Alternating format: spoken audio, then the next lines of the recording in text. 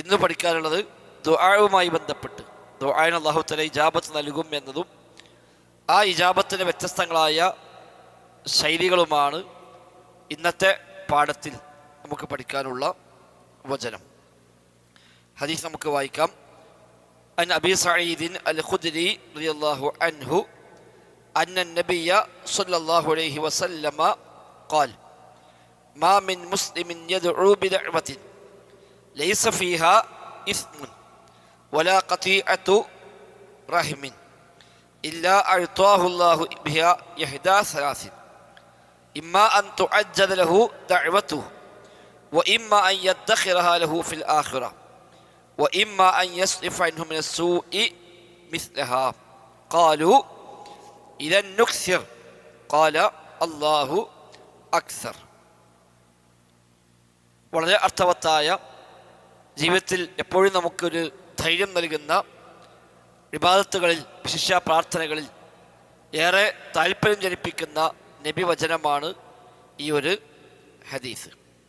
Report ചെയ്യുന്ന സ്വഹാബി അബൂ സഈദ് അൽ-ഖുദ്രി റളിയല്ലാഹു അൻഹു ആണ്. ഇതിനു മുമ്പ് ഒരു ഹദീസുമായി ബന്ധപ്പെട്ട് അദ്ദേഹത്തെക്കുറിച്ച് നമ്മൾ പറഞ്ഞിട്ടുണ്ട്. അബൂ സഈദ് അൽ-ഖുദ്രി റിപ്പോർട്ട് ചെയ്ത ഹദീസ് നേരത്തെ പഠിച്ചുപോയി. അതെടുത്തപ്പോൾ അദ്ദേഹത്തെക്കുറിച്ച് വിശദമായി അന്നു പരാമർശിച്ചു. ഓർമ്മയുണ്ടോ?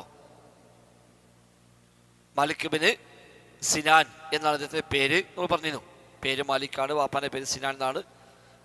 വാപ്പ ഉഹദിൽ ഷഹീദായ ആളാണ്, സഹോദരൻ ബദറിൽ ഷഹീദായ ആളാണ്. അബൂ സഈദ് അൽ-ഖുദ്രി ഉഹദിൽ പങ്കെടുക്കാൻ വേണ്ടി വാപ്പയോടൊപ്പം വന്നു. പക്ഷെ അന്ന് ചെറുപ്പം കാരണം നബി തങ്ങൾ അനുവാദം കൊടുക്കാതെ മടക്കി അയച്ചു എന്നൊക്കെ നമ്മൾ പറഞ്ഞിട്ടുണ്ട്. നബിയുടെ ഹിജ്റയുടെ 10 കൊല്ലം മുമ്പാണ് അബൂ സഈദ് അൽ-ഖുദ്രി ജനിക്കുന്നത്. നബി ഹിജ്റ പോകുന്നതിൻ്റെ 10 വർഷം മുമ്പ്, അപ്പോൾ നബിയുടെ 43-ാമത്തെ വയസ്സിലാണ് അബൂ സഈദ് അൽ-ഖുദ്രി ജനിച്ചത്. അപ്പോൾ ഉഹദ് നടക്കുമ്പോൾ അദ്ദേഹത്തിന് 13 വയസ്സ് പ്രായം ഉണ്ടാവും. അപ്പോൾ ആ സമയത്ത് വാപ്പാൻ്റെ കൂടെ ഉഹദിൽ സൈന്യത്തിൽ ചേരാൻ വേണ്ടി വന്നിട്ടുണ്ട്. പക്ഷേ ആയിട്ടില്ല, ചെറുപ്പമാണ് എന്ന് പറഞ്ഞ നബി തങ്ങൾ ഉഹദിൽ പങ്കെടുക്കാൻ അനുവാദം കൊടുക്കാതെ മടക്കി അയക്കുകയാണ് ചെയ്തത്. പിന്നീട് ഖന്തഖ്, ഹുനൈൻ തുടങ്ങിയ പല യുദ്ധങ്ങളിലും നബിയോടൊപ്പം അദ്ദേഹം പങ്കെടുത്തിട്ടുണ്ട്. ഹിജ്റ 74-ലാണ് അദ്ദേഹം മദീനയിൽ വെച്ച് വഫാത്താകുന്നത്. ജന്മദേശം മദീനയാണ്, മരിച്ചതും മദീനയിലാണ്. ബഖീഇലാണ് അദ്ദേഹത്തിൻ്റെ ഖബർ ഉള്ളത്. നബിയിൽ നിന്ന് ഒരുപാട് ഹദീസ് അദ്ദേഹം റിപ്പോർട്ട് ചെയ്തിട്ടുണ്ട്. അബൂബക്കർ സിദ്ദീഖ്, ഉമർ ഖത്താബ് എന്നീ 2 ഖലീഫമാരിൽ നിന്ന് അദ്ദേഹം റിപ്പോർട്ടുകൾ ചെയ്തിട്ടുണ്ട്. മറ്റു പല സ്വഹാബത്തിൽ നിന്നും അദ്ദേഹം ഹദീസുകൾ ഉദ്ധരിച്ചിട്ടുണ്ട്. നബിയിൽ നേരിട്ട് ഉദ്ധരിച്ചിട്ടുണ്ട്. അതല്ലാതെ മറ്റു മുതിർന്ന സ്വഹാബിമാർ മുഖേനയും ഉദ്ധരിച്ചിട്ടുണ്ട്. അദ്ദേഹം ചെറിയ പ്രായത്തിൽപ്പെട്ട സ്വഹാബിയാണല്ലോ.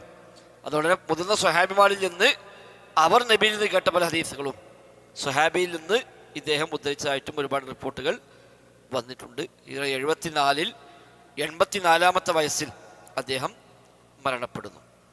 അപ്പോൾ അദ്ദേഹമാണ് ഈ ഹദീസ് റിപ്പോർട്ട് ചെയ്യുന്നത്.